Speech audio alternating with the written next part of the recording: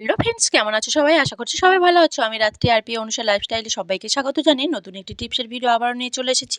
নতুন টিপস পেতে অবশ্যই চ্যানেলটি সাবস্ক্রাইব করে আপনারা পাশে থাকবেন। পাশে না থাকলে আমি এগোতে পারবো না। পুরো ভিডিওটা দেখতে থাকুন, আশা করছি ভালো লাগবে। চলে আসছি প্রথম টিপসে। আর দেখুন বন্ধুরা, আমি কয়েকটা আলু কেটে নিয়েছি। কাটা আলুটা এইভাবে যদি আমরা কখনো রেখে দিতে চাই যে বাবা আমরা কোনো তরকারি করব, তাতে বেশি হয়েছে আলুটা, আমরা হয়তো রেখে দেব। রেখে দিতে চাইলেও কিন্তু আমরা রেখে দিতে পারি না। কেননা আলু রেখে দিলে কিন্তু আলুর উপর ভাগটা যেখানে কাটা অংশটা আছে ওগুলো কিন্তু একদমই কালো হয়ে যাবে। আর যখনই হয়তো আমরা তরকারি করব তারপরে তরকারি কিন্তু একদমই করতে পারব না। কেননা কাটা আলু থাকলে কিন্তু একদম কালো হয়ে যাবে, আর তরকারি করলে বাজেও দেখতে লাগবে।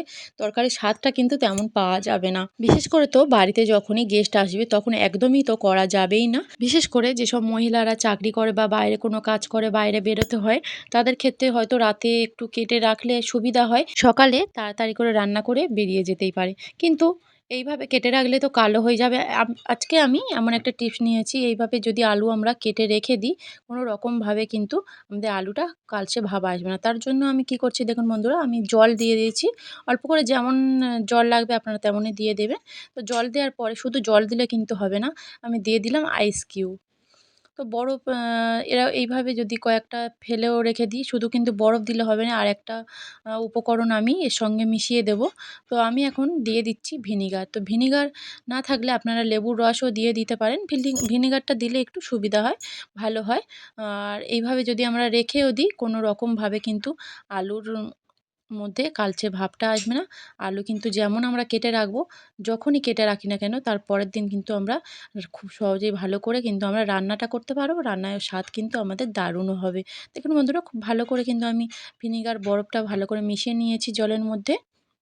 এইভাবে কিন্তু আপনারা আলুটা কেটে রেখে দেবেন। আর যে উপকরণ দিলাম আপনারা এইভাবেই রেখে দিলে আপনাদের আলুগুলো একদমই কালো হবে না।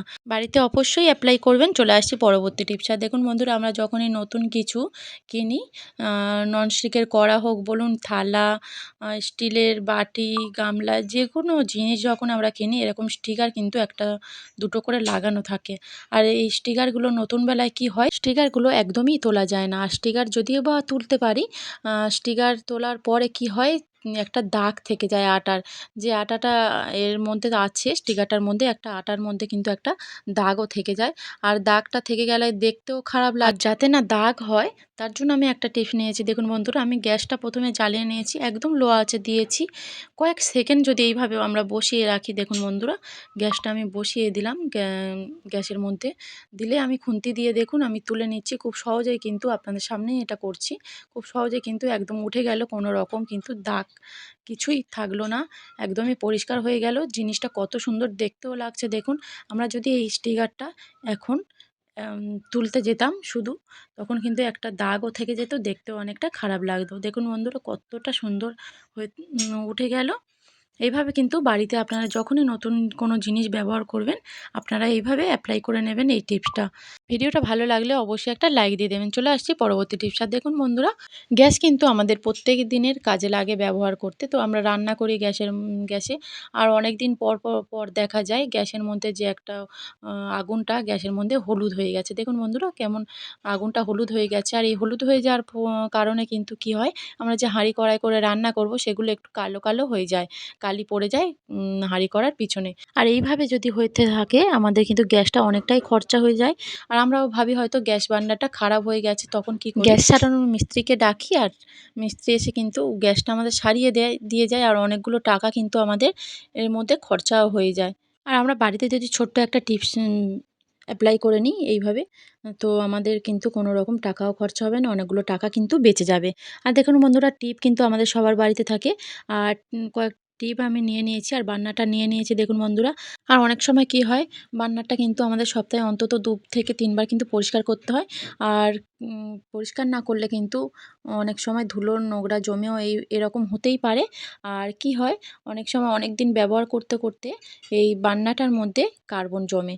আর এই আমরা টিপটা কি দিচ্ছি তার কারণ কি, যে টিপের আঠাটা আছে এই কার্বনটা গলতে সাহায্য করে। আর আমরা এই টিপ কয়েকটা আমি দিয়ে দিয়েছি। আর সঙ্গে জ্বালানোর সময় কিন্তু দেখা যাবে একটু হলুদ হলুদ বা লাল লাল হচ্ছে তখন কি হয় 1 মিনিটের মতো জ্বালিয়ে রাখলে কি হবে এটা কিন্তু আর যখনই আটাটা গলতে থাকবে বা কার্বনটা পুড়ে হয়তো নষ্ট হয়ে যাবে তখনই দেখবেন যে বান্নাটা একদম কিন্তু আগুনটা ভালোভাবে জ্বলবে। তখন কিন্তু এরকম কোনো রকম কিন্তু আমাদের গ্যাসও খরচা হবে না। বাড়িতে টিপসটা অ্যাপ্লাই করবেন। ভিডিওটা এই পর্যন্ত রাখছি। যে যেখানে আছেন ভালো থাকবেন, সুস্থ থাকবেন।